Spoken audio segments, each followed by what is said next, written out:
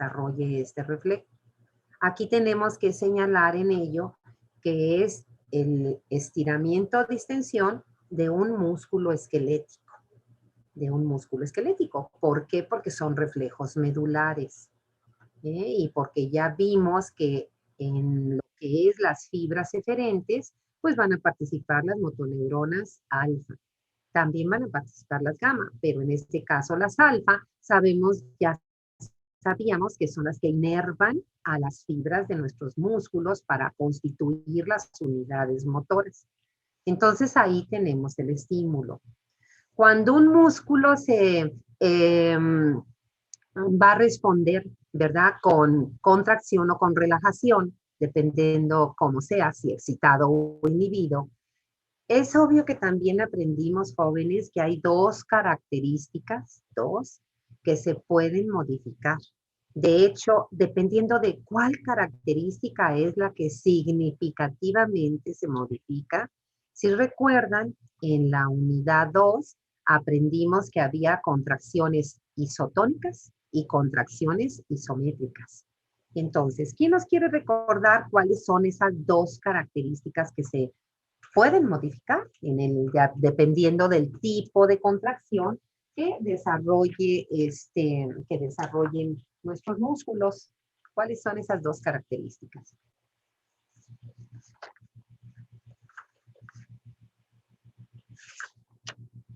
Chirel, veo levantada tu mano. ¿El tono y la longitud del músculo, doctora? Y eso es correcto, Chirel, ¿verdad? Entonces, cuando los músculos se contraen, ya sabemos que van a poderse modificar tanto el tono como la longitud muscular, ¿verdad? Y entonces, en este caso, precisamente donde está, ¿verdad? El planteamiento introductorio de qué controla este reflejo, nosotros tenemos que contestar. ¿Cuál de estas dos características este reflejo detecta y por lo tanto es la característica que va a controlar? ¿Quién nos quiere contestar? ¿Mesli? Sí, doctora, sería la longitud. Y eso es correcto, ¿verdad, Mesli? Es correcto, es decir, este es un reflejo que va a detectar y va a controlar la longitud muscular y claro está, la velocidad con la que cambie esa longitud muscular, ¿sí? Muy bien. Vamos a seguir adelante y vamos ahora a ver nuestro arco reflejo, jóvenes. ¿Quién es el receptor de este reflejo? Y lo tenemos aquí en la figura, ¿verdad? Lo tenemos ahí, inclusive señalado con su nombre en la parte donde está representado un músculo esquelético. Entonces, el receptor le llamamos uso muscular. Por favor, cuiden su ortografía y uso muscular, por supuesto que le tienen que poner la H inicial. ¿Por qué, verdad? Porque recuerden que la ortografía, ¿verdad? Cambia el significado de una palabra. Si yo no le antepongo la H, uso es una deflexión de la primera persona del singular del verbo usar. Así es. Es cuando digo yo uso, ¿verdad? La computadora para conectarme al Zoom. Entonces es una deflexión del verbo usar. Por lo tanto, tenemos que ser cuidadosos con la ortografía, ¿verdad? Entonces, uso es una forma de una figura, que ahí pues no se ve tan bien, pero en las otras figuras, todas estas son de Galton. Miren, esta es la figura del capítulo 55, la figura 2, y esta otra es la 3 y la siguiente es la 4. Y entonces aquí en la figura del lado izquierdo, sí se ve bien la forma de uso.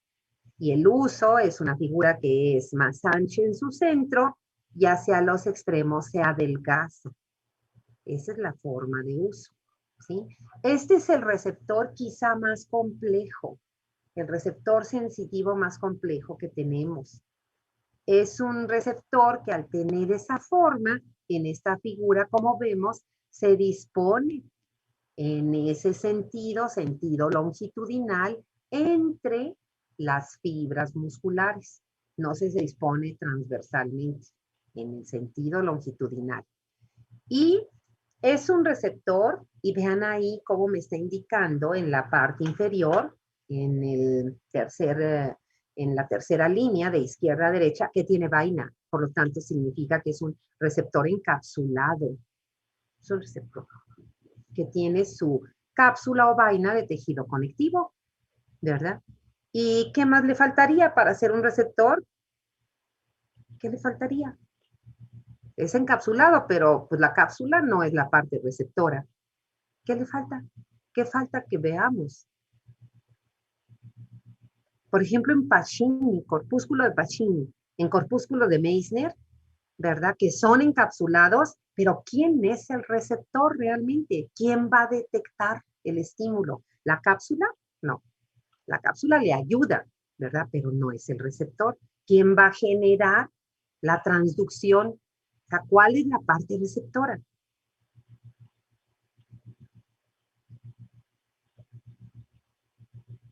¿Nadie? A ver, aquí se me... Ah, Luis Octavio. ¿Te escuchamos, Luis Octavio? Y No también, son las neuronas, bueno, por ejemplo, podría ser la de tipo A beta, por ejemplo, para Ruffini, o las de tipo C, o ¿no refiere a esas? bueno, ahí nos estás contestando, ¿verdad? Lo que continúa al receptor, que eso es muy valioso, Luis Octavio. A ver, ¿qué nos contestaste tú? La fibra aferente. Por supuesto, A beta, ¿verdad? A alfa, no, alfa no es aferente, ¿verdad? Entonces, A beta, A delta, que sí es aferente. Alfredo tenía levantada tu mano y también de Dayan y de Gerardo. Alfredo, Sí, ¿tú quieres doctora, yo iba a contestar? decir Gerardo, a de... ver, dinos. Así, Yo iba doctora, a ¿no se refiere a la terminación nerviosa libre? Y eso es, recuérdense, ¿verdad? Lo que hemos insistido desde que iniciamos esta parte del programa. El receptor, jóvenes, no es la cápsula, ¿verdad? Es la terminación nerviosa de una fibra aferente, como lo comentó Octavio, ¿verdad? Pero es la terminación axónica, ¿sí? Y fíjense en la figura que tenemos ahí. ¿Verdad? Resulta que a este receptor me dice que tiene ahí terminaciones sensitivas y hasta me está poniendo, ¿verdad? Del grupo 1A, 1 romano, y del grupo 2. Y luego a los lados me está poniendo motora y me está poniendo de un lado, ¿verdad? Me pone el extremo izquierdo, alfa, y luego enseguida tiene gamma y luego tiene otra gamma. Entonces, jóvenes, ¿quién de esas terminaciones nerviosas en sus extremos de los axones constituyen la parte receptora del uso muscular? ¿Quién quiere contestar?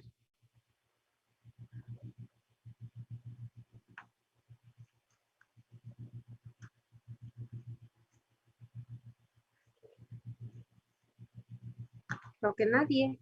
Bueno, pues vamos a seguir adelante. Jóvenes, pues si es la parte receptora, pues no puede ser las terminaciones nerviosas de las fibras motoras o eferentes. Esas fibras motoras o eferentes lo que conducen es la respuesta. Entonces, ¿quién es la parte receptora? Pues las terminaciones nerviosas de las fibras sensitivas. Y entonces vamos a ver la figura de la derecha. ¿Por qué? Porque la figura de la derecha está a mayor aumento. Entonces, ¿qué me dice? ¿Verdad?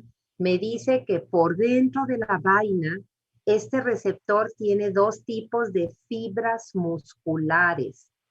Dos tipos de fibras musculares que se les ha llamado fibras musculares intrafusales. Intrafusales con F, que literalmente lo que significa es que están dentro, ¿verdad?, de la cápsula, que forman parte de los usos musculares. Y además, ¿verdad?, es tan complejo el receptor que me está poniendo que hay dos variedades o tipos de fibras. ¿verdad? Me está poniendo me está poniendo una fibra de bolsa o de saco nuclear, lo cual significa, ¿verdad?, que los núcleos, ya sabemos que son fibras musculares, son multinucleadas, ¿verdad? En músculo esquelético estamos. Y entonces, estas fibras de bolsa o saco nuclear, los núcleos se ubican en la porción central y como ahí se concentran, pues se forma una especie de bolsita o de saco y por eso se les llama así, ¿verdad? La otra es la fibra de cadena nuclear. Y ahora tenemos a los núcleos, pues prácticamente como alineados uno tras otro, y por eso le llaman de cadena nuclear. Y bueno, ahí vemos que también están representadas las fibras sensitivas, las fibras aferentes. Y vemos que su terminación, ¿verdad? Las fibras 1A son las que se llaman terminaciones primarias. El sinónimo es ánulo-espirales. Y eso significa que las terminaciones axónicas se enrollan como resorte. Ánulo-espiral significa como resorte. En el centro de las dos fibras musculares, la de bolsa nuclear y la de cadena nuclear. Observen la figura. La tienen ustedes en su PDF, ¿sí? De Gaito. Luego veamos, esa es la 1A. Es una fibra muy gruesa. Si recordamos la clasificación de las fibras nerviosas, la 1A tiene las características de diámetro y velocidad de conducción de las A alfa. Pero recuerden que no le podemos poner ahí A alfa, porque A alfa es una fibra motora, es de la motoneurona alfa. Entonces no podemos poner fibra A alfa a una terminación sensitiva, a una neurona sensitiva, ¿no? Luego veamos las otras fibras sensitivas, aferentes también. Y esas son de tipo 2. Y entonces son fibras todavía mielinizadas, gruesas, ¿verdad? Pero son menores que las del grupo 1A, ¿sí? Y entonces observemos que estas terminaciones también se enrollan en espiral, pero se enrollan a los lados y solo a los lados de quién? De las primarias, a estas se les llama secundarias y se enrollan solo en las de cadena nuclear, nada más en las de cadena nuclear, ¿sí? Como están en forma de espiral, de un resorte, ¿verdad? Entonces, vamos a ver ahorita cuál es el estímulo que las va a excitar, a activar sus canales iónicos para que generen el potencial de receptor, ¿verdad? Obviamente, si están así en forma ánulo espiral como resorte, lo que las va a activar es cuando se estire, cuando se distienda ese resorte de las terminaciones ánulo-espirales. Y eso va a ocurrir, claro está, si nos regresamos a esta figura, cuando el músculo se estira. ¿Por qué, verdad? Porque los usos musculares están dispuestos a lo largo de las fibras del músculo, ¿verdad? Aquí es importante también comentarles que las fibras musculares que forman lo que es la masa muscular de los músculos, las que están por fuera de los usos, a esas fibras musculares, pues se les llama extrafusales. Son las que forman las unidades motoras, son las que van a contraerse y que cuando se suma su contracción van aumentando la potencia de la contracción, ¿sí?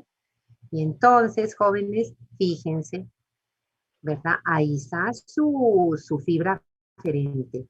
¿Qué va a hacer esa fibra aferente?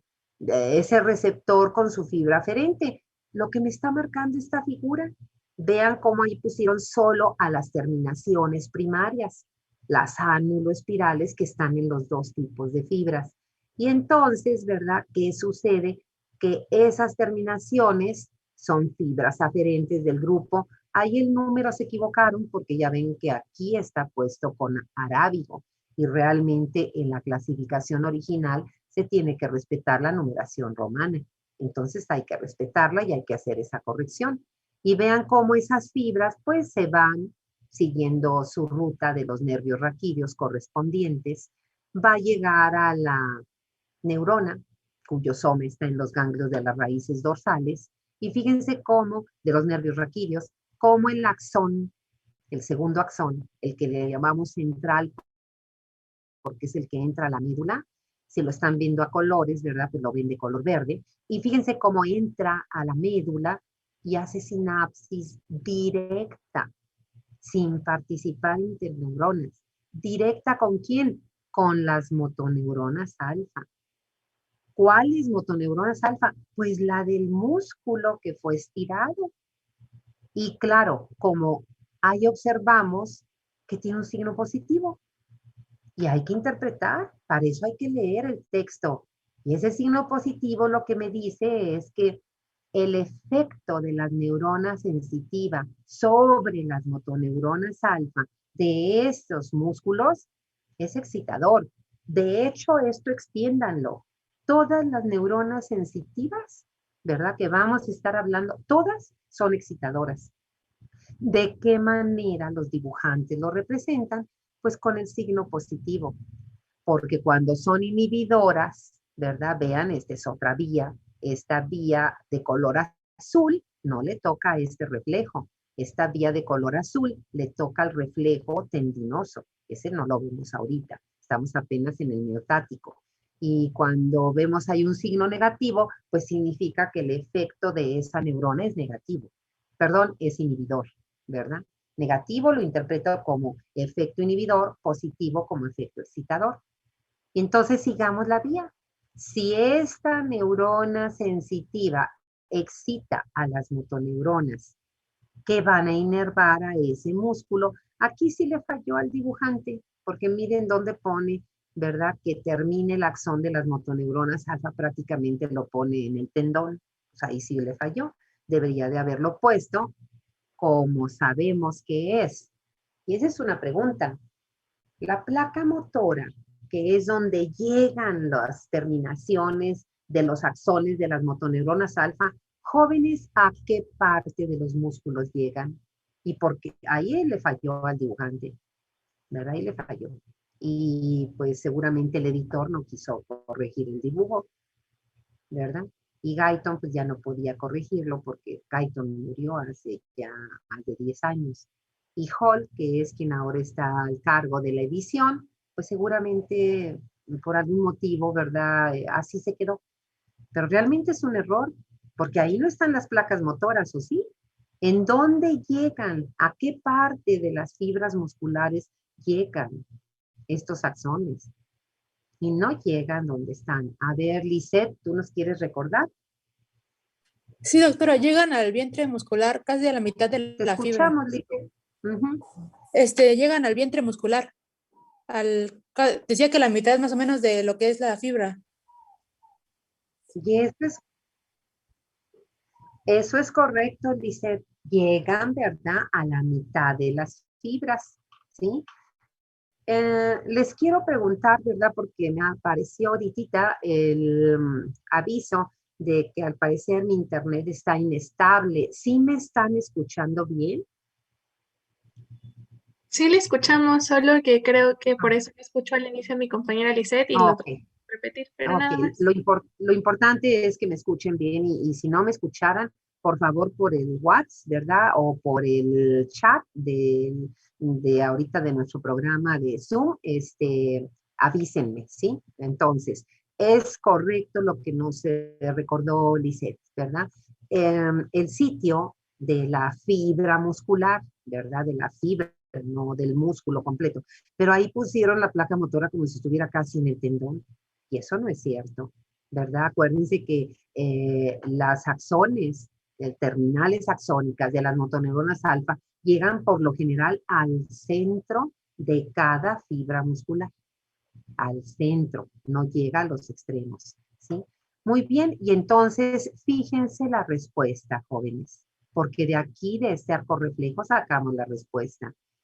Y la respuesta es que si el músculo se estiró, eso lo percibió, lo detectó las terminaciones sensitivas, especialmente 1A, pero también las del grupo 2, ¿verdad? Y ahí ese estiramiento de las terminaciones que se disponen en espiral genera el potencial de receptor, que obviamente se va a transformar en potencial de acción y se va a conducir como impulso nervioso aferente por estas fibras. Ahí nada más está la 1A, pero también participan las del grupo 2.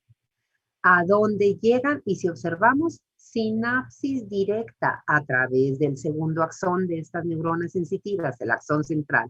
Sinapsis directa ¿con quién? Con las motoneuronas alfa de ese músculo que fue estirado. Y entonces, ¿cuál es la respuesta que se genera en este reflejo? ¿Cuál es, jóvenes? A ver, Mesli, ¿quieres contestar? Sí, sería una contracción refleja. Es la contracción refleja, ¿verdad? Entonces, el músculo o los músculos que son estirados, no importa cuál sea, cualquier músculo esquelético que sea estirado, el reflejo de estiramiento homeostático o del uso muscular, porque pues, es el nombre de su receptor, la respuesta que va a dar es contracción. Es contracción de ese músculo que fue estirado. Ahora, alguien más que no haya participado y que nos quiera contestar. Los reflejos, jóvenes, todos son reflejos de protección. Entonces, ahorita que alguien nos explique, con esa respuesta de contracción que se genera en este reflejo cuando los músculos están estirados y la respuesta refleja es contracción, ¿de qué nos protege este reflejo? ¿De qué nos protege? Sara, te oímos. Pues un ejemplo es el dolor, ¿no? Por ejemplo, al momento de tocar algo que está muy caliente, pues el reflejo es contraer el brazo para sacarlo de esa zona. Bueno, ese comentario que acabas de hacer se aplica, Sara, no a este reflejo, pero lo vamos a tomar como un comentario, por supuesto, válido, ¿verdad? Porque hay otro reflejo que sí es ejemplo lo que tú acabas de comentar. No sé quién más levantó la mano. Dayan, ¿quieres contestar?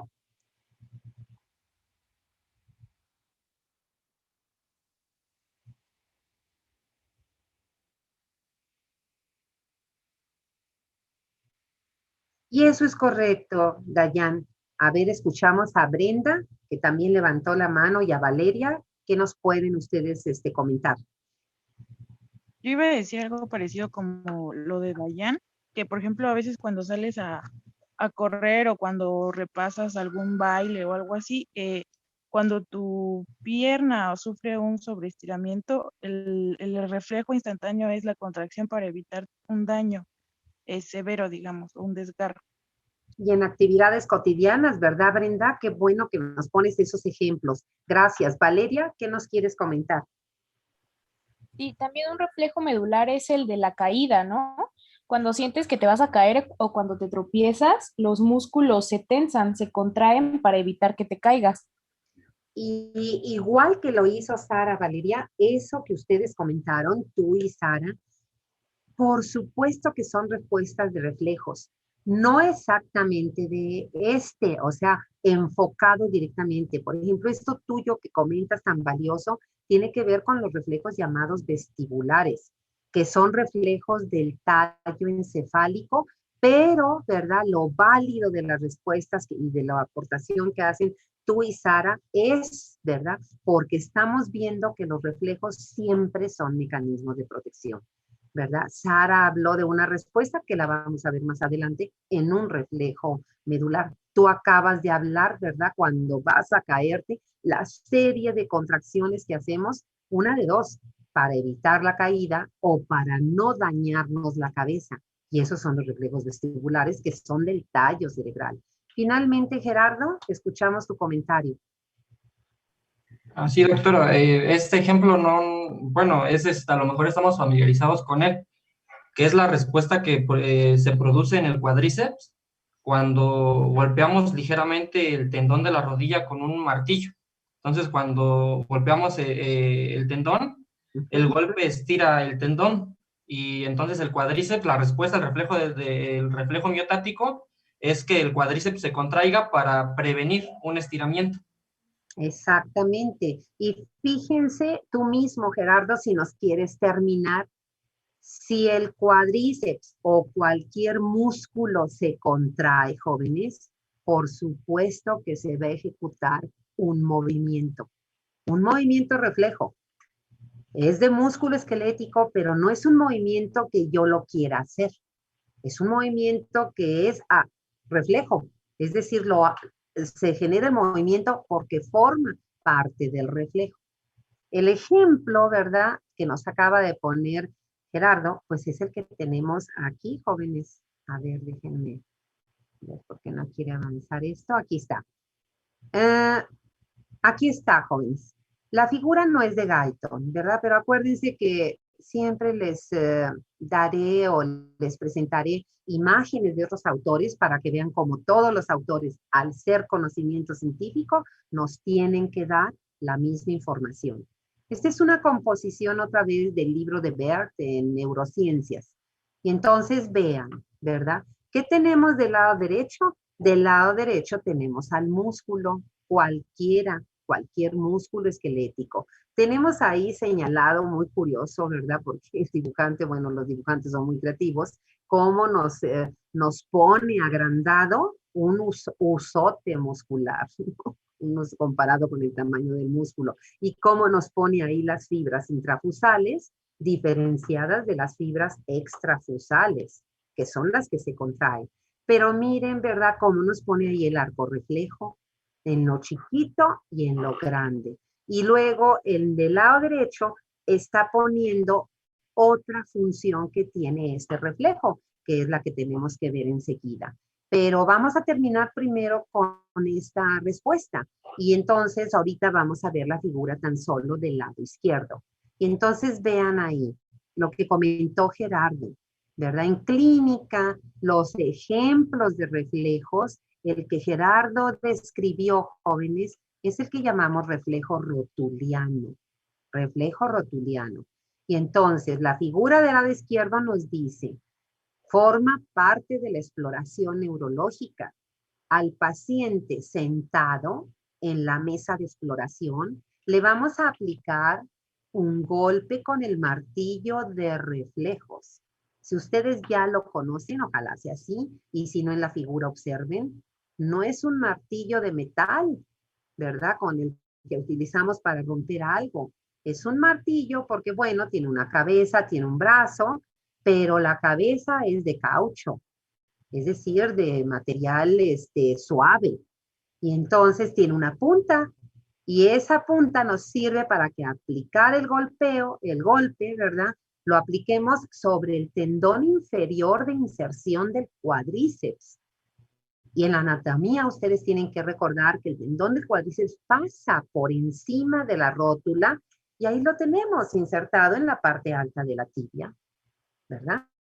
Y entonces, ¿qué sucede cuando aplicamos el golpe con el martillo de reflejos? O si no tenemos el martillo de reflejos, podemos utilizar el borde interno de nuestra mano y golpeamos ahí. Lo que hacemos es que el tendón del cuádriceps se estira, se distiende, y eso estira obviamente al músculo, al cuádriceps. Y ahí viene señalado, ¿verdad?, como el uso muscular, ahí está señalado en inglés, ¿verdad?, para que si no sabemos cómo se dice uso muscular, lo aprendamos y así aumentamos nuestro vocabulario. ¿Se va a estirar? ¿Quién se va a estirar?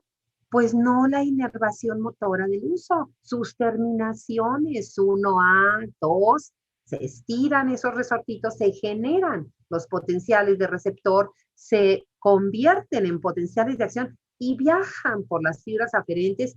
Ahí está puesto la 1A. También participan las 2 que ya vimos. Y vean cómo la neurona sensitiva, el dibujo está muy explicativo. Hace sinapsis directa con las motoneuronas del mismo músculo. Lo van a excitar. Y al excitarlo lo van a contraer. y vean cómo la figura, de alguna manera, si no alcanzan a verlo porque el dibujo está de color tenue, al menos vean la flecha que me está indicando cuál va a ser la respuesta. Y la respuesta fue la que Gerardo comentó. Extensión de la pierna sobre el muslo. ¿Por qué? Porque ese es el músculo agonista. Agonista quiere decir el responsable de ese movimiento. ¿Sí? Ahora, fíjense para terminar esta parte. Hay otros músculos accesibles de una manera no incómoda, no molesta para el paciente, donde aplicamos la búsqueda de estos reflejos. Y son los músculos del brazo. De la cara anterior es el bíceps. Entonces, si yo aplico, ¿verdad?, el martillo de reflejos en el tendón del bíceps, pues la respuesta va a ser igual. Contracción del bíceps. Jóvenes, ¿qué movimiento voy a ver en el paciente? Contracción del bíceps. Vamos a ver, aquí tengo alguien más, jóvenes. No es que no quiere escuchar a Gerardo y a Valeria, pero ¿quién más quiere participar? Oigan, contracción del bíceps, no pueden quedarse callados. A ver, contráiganlo ahorita en ustedes mismos y dense cuenta qué movimiento es el que se produce. Pues nadie, ¿verdad? Brenda, Gerardo, Valeria, estoy asombrada, ¿verdad? ¿Por qué? Porque ellos tres son los que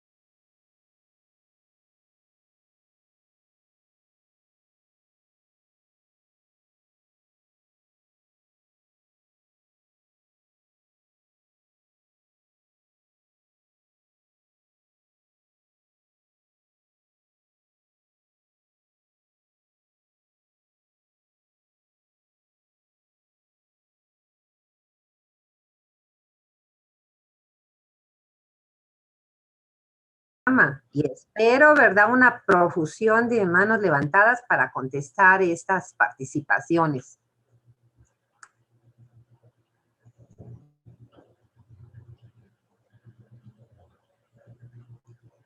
Ahí estamos, jóvenes. Este reflejo rotuliano ya lo explicamos, pero les decía que puede aplicarse también porque es cómodo para el paciente, para uno de médico que esté explorando al paciente, el reflejo del bíceps. Entonces, si lo aplico en el bíceps igual y estiro el tendón del bíceps, ¿qué se va a contraer? O sea, eso sin lugar a dudas se va a contraer, pero ¿qué movimiento es el que yo voy a observar y el paciente también? ¿Cuál, jóvenes?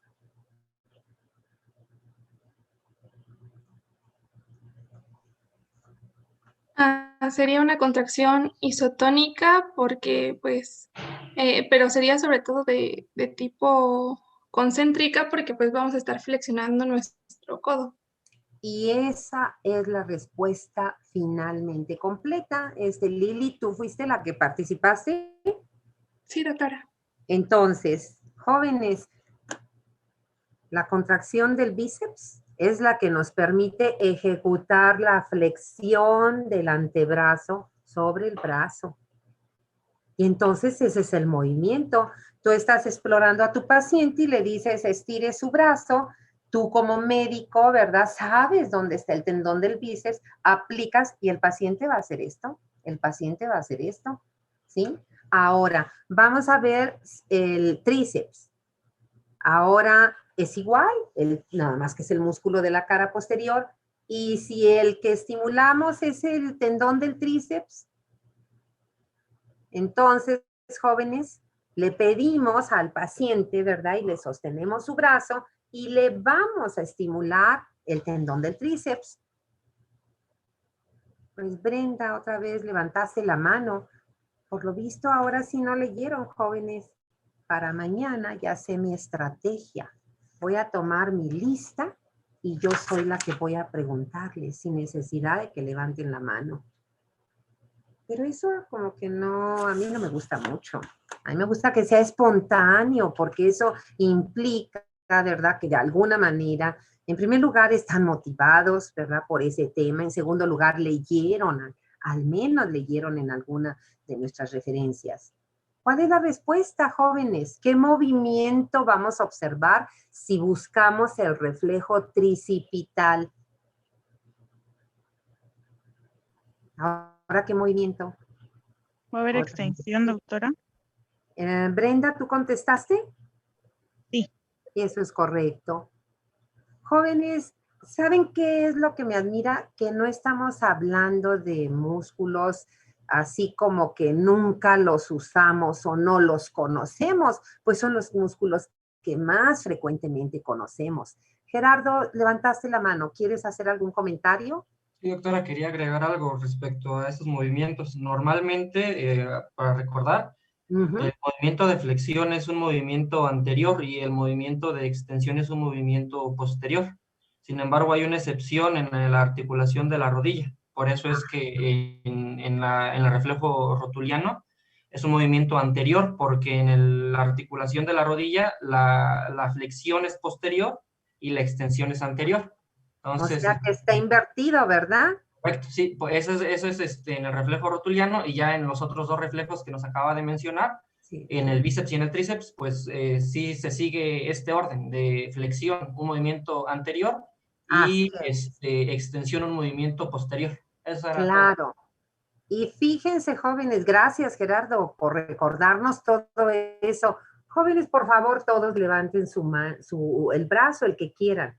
Lo podríamos hacer en las piernas, pero está más complicado. Entonces, ni modo que yo me pare ahorita, ¿verdad? Y a nivel pero en el brazo sí. Levanten su brazo, jóvenes. Palpen su bíceps. Y así teniéndolo extendido, ahora, ¿verdad? Flexiónenlo. Pues, ¿qué no hacen las fotos cuando los niños son niños y sobre todo hombres, pero también mujeres, y quieren decir, mira qué fuerte soy? ¿A poco le hacen así? ¿Cuál es la pose, verdad? Que hasta los niños chiquitos saben, a ver, ponte así como que eres muy fuerte. Pues, ¿qué no hacen esto, jóvenes? ¿Por qué? Porque el bíceps, ¿verdad? Se tiene que contraer, como nos explicó Gerardo. Es un movimiento, la flexión aquí es un movimiento anterior y entonces vean cómo el bíceps se hace bolita. Implica el desplazamiento de mi antebrazo sobre mi brazo. Entonces, ya hasta sea a estas alturas, si tú no logras contestarte ahí donde estás, ¿qué tipo de contracción es? Cuando hablo de qué tipo de contracción, cada quien contéstese. ¿Es isotónica o es isométrica? Y si no pudiste contestar o te equivocas hoy mismo, al acabar la clase, te regresas a la unidad 2, al capítulo 2, músculo esquelético, tema 2.5, mecánica de la contracción. ¿Por qué? Porque ahí aprendimos qué diferente respuesta tiene una contracción isotónica y una isométrica, jóvenes, ¿sí? Vamos a seguir adelante. Eso entonces es la respuesta del reflejo miotático de estiramiento. Pero nos vamos a regresar. ¿Nos vamos a regresar a qué? A observar que este complejo receptor del uso muscular resulta que tiene inervación motora, jóvenes. Y eso es algo especial, ¿verdad? Tiene inervación motora. ¿A través de quién? Bueno, observemos la figura que está tanto en el lado derecho como en el izquierdo. Y entonces ahí vemos que, en primer lugar, las fibras eferentes que van a inervar a las fibras intrafusales no son las alfa. Ahí vemos que tienen la letra gamma. Y así se les llama. Fibras eferentes gamma, jóvenes. Fibras eferentes gamma, ¿sí? Y hay una cuestión muy importante que yo te insistí y ahorita te lo vuelvo a insistir. Cuidas tu ortografía. Aquí está, ¿verdad? Porque si tú escribes gamma con una M, es igual que si escribes uso sin H. Va a tener un significado distinto. Gamma como una M, ya dijimos, es una variedad. Gama de colores, gama de climas, gama de estilo, etcétera. Es una variedad, gama. Y como aquí estamos hablando de una letra del alfabeto griego, ¿verdad? Entonces, si vas a escribir el nombre de esa letra, le pones doble M. A menos que tú tengas un diccionario, ¿verdad? Y que sea aceptado por la Real Academia de la Lengua Española, en donde gama con una M y gama con doble M signifiquen lo mismo. Y no lo vas a encontrar. Entonces, cuidamos la ortografía. Y aquí tenemos entonces, regresamos, ¿sí? Ahí están las fibras, perdón, las fibras que estamos viendo, ¿verdad? Que son las fibras eferentes gamma. De hecho, fíjate en la figura del lado izquierdo, donde está el uso más o menos completo, cómo esas terminaciones de las fibras eferentes gamma, que son también terminaciones libres, fíjate cómo se están en los extremos de las fibras musculares intrafusales. Y si nos vamos a la figura del lado derecho, fíjate cómo hay también dos tipos, así como hay dos tipos de fibras aferentes, las 1A y las del grupo 2, pues resulta que gamma también hay gamma estática y gamma dinámica. Así es como se les dio el nombre. Y vemos cómo la estática es como las anuloespirales primarias, la de 1A, se presentan, no enrolladas, estas son terminaciones libres, pero están tanto en las fibras de saco nuclear como cadena nuclear. Pero en las otras, que son las gamma dinámicas, solo están en la de bolsa nuclear. Esas son las diferencias. Bueno, vámonos al otro dibujo, ¿verdad? Y ahora fíjate ahora en este plano del arco reflejo, en esta figura, ubica a las fibras gamma, ¿verdad? Y fíjate cómo ahí están puestas, ¿en dónde está el soma de las motoneuronas gamma? ¿En dónde está el soma? Y resulta que ahí vemos que son neuronas vecinas de las alfa. Las alfas son las que, si lo están viendo bien a color, tiene ahí un círculo negro, su soma, porque el dibujante pues quiso ponerle ese color. Y las gamma son las que están, el círculo que está al lado está representando a las gamma, la puso de color rojo, ¿verdad? Y ve cómo, ¿verdad? Ahí le puso un signo positivo. Fíjate, ahí le puso un signo positivo. Y ve, ¿verdad? Cómo ahí la gamma está recibiendo una sinapsis. ¿Y qué te dice el dibujo? De fibras descendentes, jóvenes. De fibras descendentes. Bueno, si estamos en médula, pues ¿de dónde descenderán esas fibras que van a tener efecto de control excitador sobre las gamma? Y ve, esa es una pregunta, la primera. La segunda, observa el axón de las gamma. Ve cómo, ¿verdad? Ese axón se ubica en los extremos. ¿De quién? Del uso muscular, no de su vaina. En los extremos de las fibras intrafusales. Arriba, en el dibujo de la derecha, aparentemente nada más están de un lado. No es cierto, ¿verdad? Eso es porque está agrandado el dibujo. Ve el de la izquierda y ve cómo hay terminaciones gamma en un extremo y en el otro. Y entonces, jóvenes, terminamos la clase, ¿verdad? Y terminamos este punto más bien, ¿sí? ¿En qué participan esas fibras eferentes gamma? Pues si son eferentes, su función no es sensitiva, es motora. ¿Y eso qué quiere decir? Que cuando esas motoneuronas gamma sean jóvenes, sean excitadas, las motoneuronas gamma, ¿qué le van a provocar a las fibras intrafusales? Son musculares, jóvenes. Entonces, cuando haya actividad gamma, ¿Qué le van a provocar a las fibras intrafusales, las fibras de cadena nuclear y las de bolsa nuclear? ¿Qué le van a provocar? Alfredo, te escuchamos. Un inicio de la contracción de estas fibras intrafusales, doctor. Las van a contraer, jóvenes. Muy bien, Alfredo. Sigan el ejercicio. Van a contraerla en sus extremos, jóvenes. Ahí está la figura. En sus extremos van a contraer las fibras intrafusales. ¿Qué consecuencia tendrá eso? Para las terminaciones aferentes, para las terminaciones ánulo-espirales que están en las dos fibras y también para las secundarias. ¿Qué les harán cuando esas fibras eferentes contraen a las fibras intrafusales? ¿Quién contesta? A ver, Chirel. Estira al uso muscular.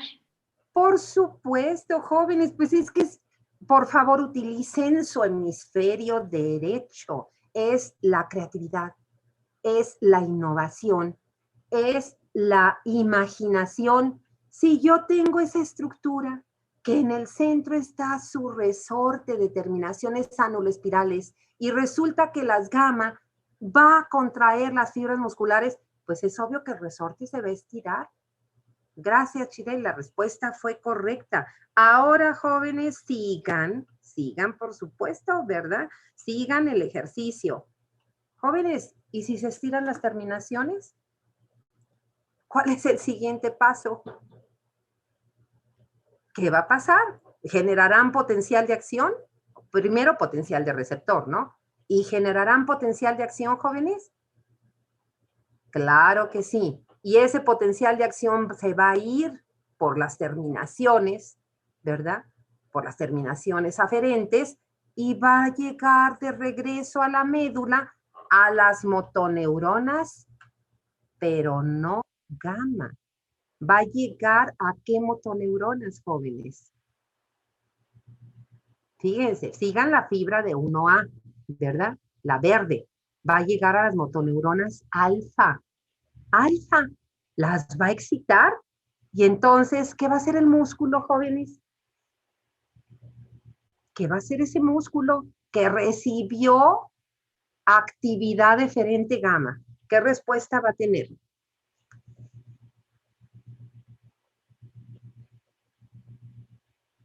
¿Nadie? Ah, Gerardo, te oímos. ¿Se va a contraer, doctora? Claro, Gerardo. Y esto que acabamos de explicar, jóvenes, lo vuelvo a repetir.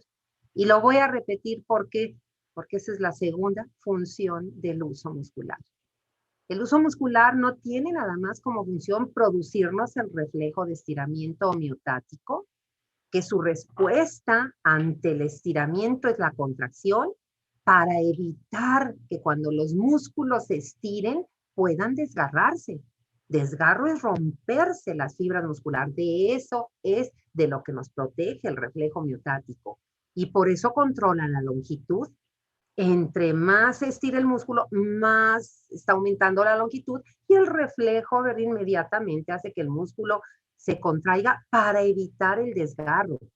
La segunda función del uso, jóvenes, a través de su inervación motora, fibras eferentes gamma, como se les llama, es el tono muscular, producir el tono muscular, ¿sí? El tono muscular, ¿dónde lo aprendimos? Ya no nos da tiempo de que yo les abra el micrófono porque queda un minuto de clase y quiero terminar esto. Lo aprendimos en la unidad 2, capítulo 2, músculo esquelético, tema 2.5, mecánica de la contracción del músculo esquelético. Vimos que era un cierto grado de contracción basal que evita la flacidez. La flacidez no es una característica fisiológica y menos en gente joven como ustedes, ¿verdad? Entonces, todos nuestros músculos, incluido el liso y el miocardio, no se diga el esquelético, tienen un cierto grado de contracción basal cuando están relajados. A partir de ese grado de contracción, ¿verdad? Los músculos se contraen y cuando se relajan, regresan al tono muscular. ¿Quién les genera ese cierto grado de contracción basal? La actividad eferente gamma, así se llama, que es ese estímulo que se genera en las motoneuronas gamma de la médula y que va a través de sus fibras eferentes gamma a los extremos de las fibras intrafusales del huso. Fíjense.